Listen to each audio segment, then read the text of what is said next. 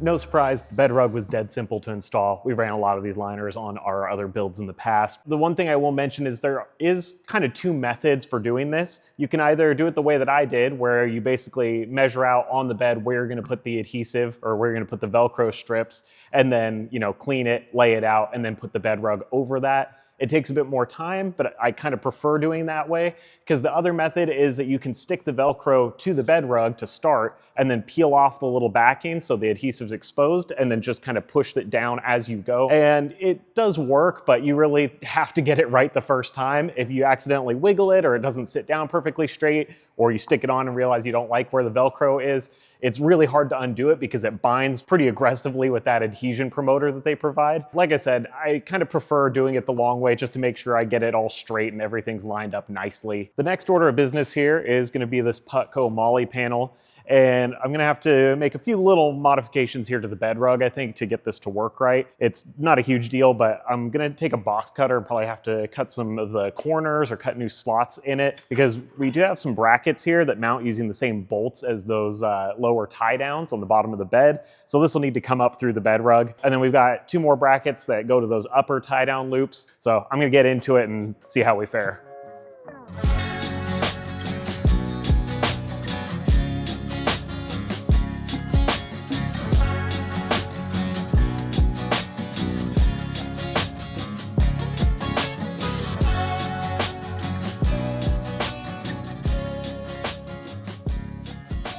The little bolts here for the bed tie downs really tend to seize up pretty badly. It took some work to get them out, but Highly recommend using some penetrating oil. You may even need to heat these things up depending on if your truck has been exposed to a lot more like road salt and stuff like that. But now I've got them out, before I just throw the new bracket on and tighten everything back up, I am going to put some anti-seize on the threads for these, so that way if we do need to remove this in the future, it's not going to be a huge problem. They hopefully won't just completely bind in or, you know, snap the head off or something.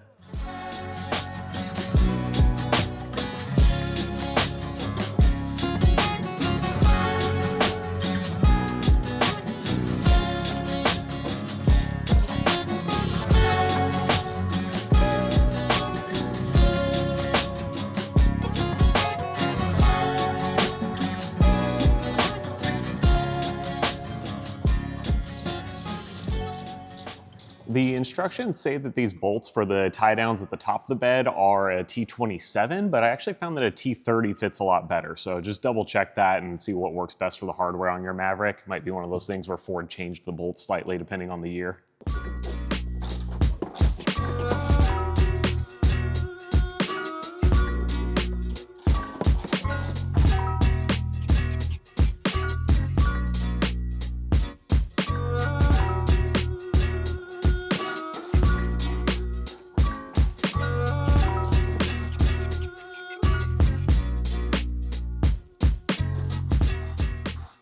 I didn't want to overcomplicate things here with the bed rug, so I went ahead and just adjusted these brackets so they sit as close to the bulkhead as possible. Still leaves a gap behind the MOLLE panels. I actually get things looped through and mounted, but it'll give us as much space as we can get. And then I just cut a little rectangle out of each corner, so that way these have an area to stick up, and that seems to do the trick.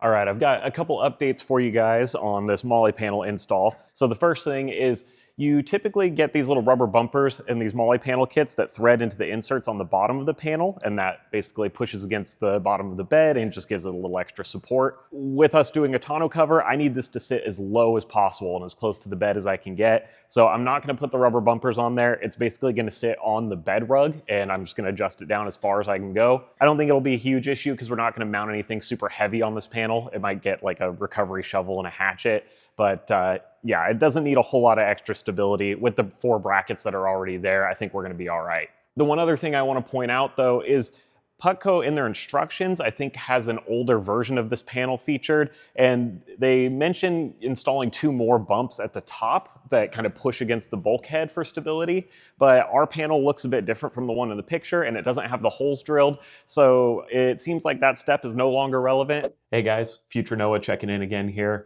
While I'm doing the edit, I just wanted to point out that the step of adding those little rubber stoppers on the top side of the panel is not actually optional. I'm not sure why Putco's instructions don't explain it or why there was no pre-drilled holes, but you will want to drill at least 1 hole in the center top of that panel so you can mount that rubber little bumper in between, because it's going to prevent vibration.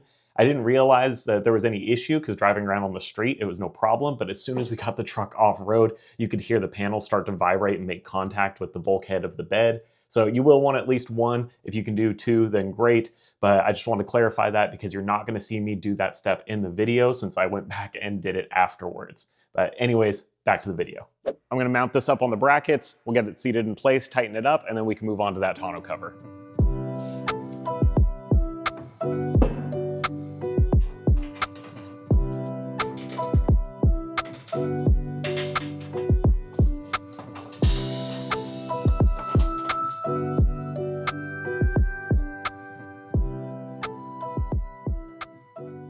I reckon it looks pretty good. I like it. The fitment, the brackets, you know, mounted up, no problem. It's thankfully got some adjustability there. They kind of oval out some of the holes, so I was able to shift it down like I was saying. Yeah, I'm digging it. I think this is gonna be a good way to mount a little extra gear, but now we gotta get to work on that tonneau cover.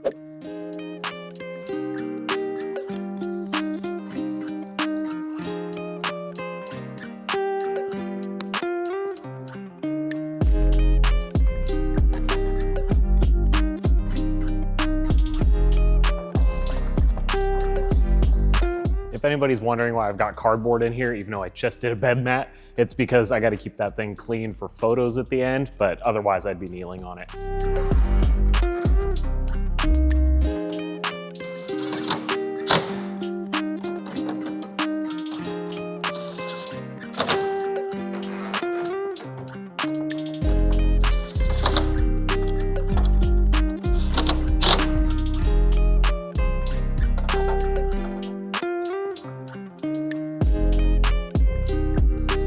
Okay, looks like I'm gonna have to actually move those clamps to the other side of the mounting tabs for this first panel because I have them kind of swapped.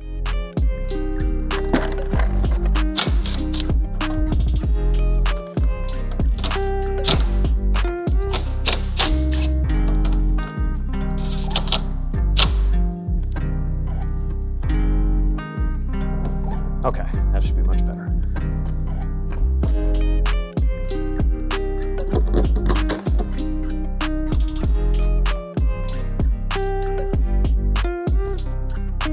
I think the intent of this red strap is to hook to the tie down in the back here, but it doesn't quite reach, so I'm gonna hook it to the clamp for the bed rail for now.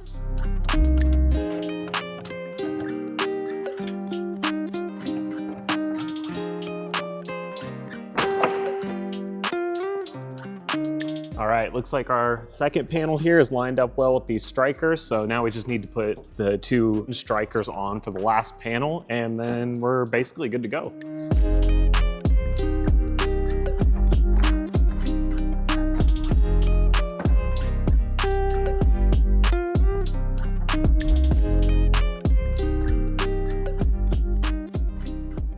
I think I've got the tonneau dialed in, so let me show you real quick how this thing works. Basically, drop your tailgate, and then you've got a wire underneath this first panel. And if you pull from the center, that's gonna release both latches. You fold that panel back, and then the second one is the same way. Pull that wire in the center, got 2 more latches, and then it kind of lays flat over this last panel. And then there's a buckle on each side that you can click into the brackets to hold this thing so it doesn't flip back over and the wind doesn't catch it. Now, in truth, this is really more of a bifold than a trifold because this last panel doesn't fold all the way up against the window. And if I'm being honest, I think for most people, I'd recommend getting a tonneau that does fold all the way up there because it just gives you back that full bed space when you need it. If you're hauling something tall, you know, clunky like a big chair or whatever back here, just gonna make it a little easier. But for our purposes, this still works really well. And I believe Rough Country does sell a version of this tonneau that folds all the way flat. It's just not the one I've got here. So not a huge deal. This is still gonna keep the elements out, kind of protect our gear that we've got in here, whether it be camera gear, recovery gear, camping stuff, all those goodies. Really happy with how this pulled together, but now it's time to move into the cab and kind of tackle the interior upgrades I was talking about. So let me show you what we got lined up there. We're keeping things simple with the interior, and I've been saying upgrades, but really I should be saying protection because that's really what we're aiming for. And this first box I've got is also from Rough Country. It's a full set of their seat covers front and rear. These are really nice like black neoprene outer layer with foam backing and just help us keep that interior in good shape because as it stands currently, our Maverick doesn't have any rips or tears or stains or anything inside, and we really want to make sure it stays that way. So we'll get these thrown on to keep that all in good condition. And then to go with it, we also got these 3D MAXpider floor mats, also for the front and the rear. And this is one of those things where if you've got carpet floor mats, this will be a really big step up. We do have rubber floor mats already from factory, but I'll show you kind of how these compare and where they offer a bit more protection than what you'd get from even just Ford's basic mat. So anyways, I'm gonna get the seat covers on first, toss the mats in, and then I'll show you guys how it all looks once it's done.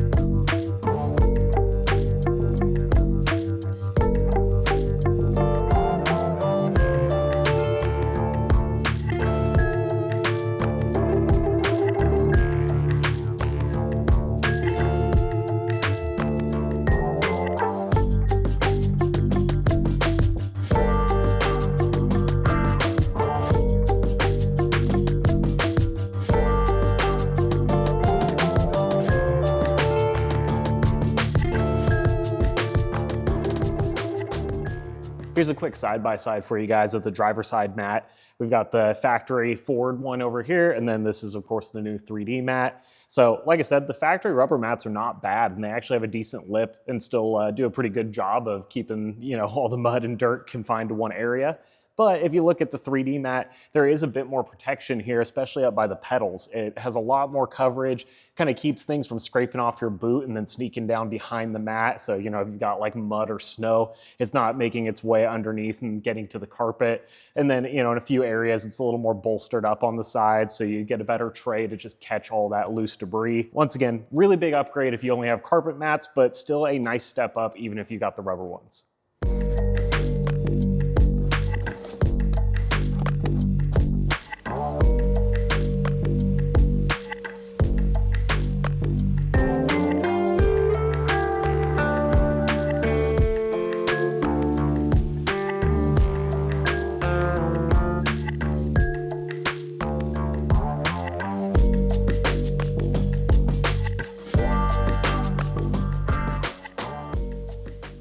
There you have it, guys. Seat covers and floor mats are done.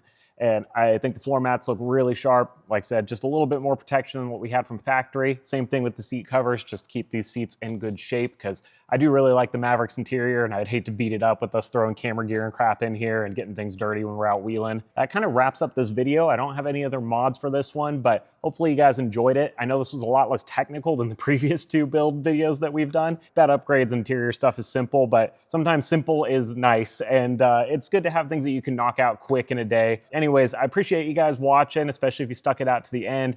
As always, I'm gonna have some links to all the products down in the description if you wanna check these out for your Maverick build, and I'll catch you guys in the next one.